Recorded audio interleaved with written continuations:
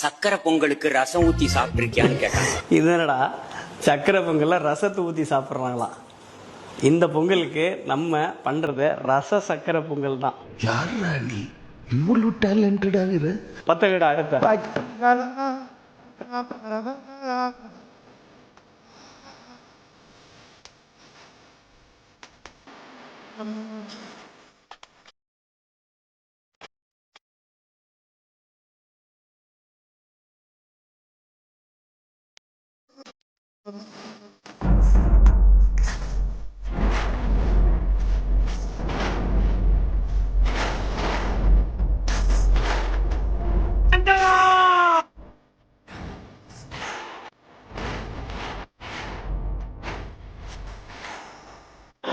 ஃபைனலாக வந்து பார்த்தீங்கன்னா ரச சக்கரை பொங்கல் ரெடி.